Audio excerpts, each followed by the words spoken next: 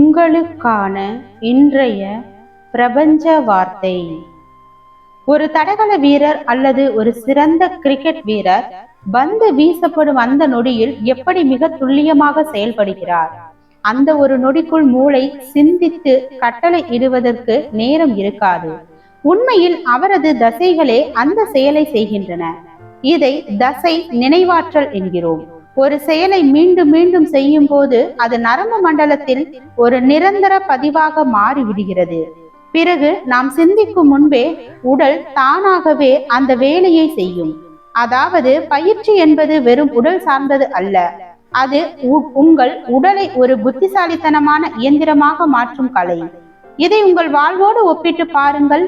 உங்கள் ஆழ்மனம் என்பதும் ஒரு மாபெரும் தசை போன்றதுதான்.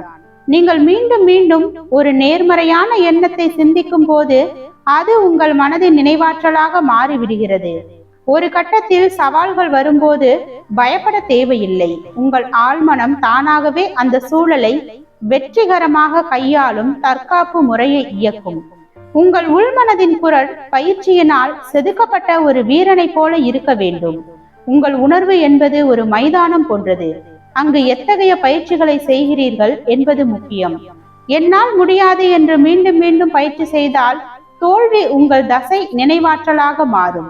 நான் ஒரு வெற்றியாளன் என்று பயிற்சி செய்தால் வெற்றி உங்கள் இயல்பாக மாறும்.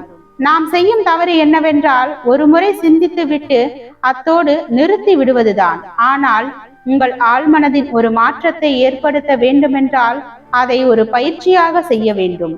இன்று முதல் உங்கள் இலக்குகளை மீண்டும் மீண்டும் மனதிற்குள் பயிற்சி செய்யுங்கள்.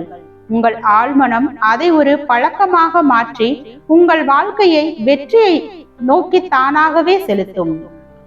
வாழ்க வளமுடன்.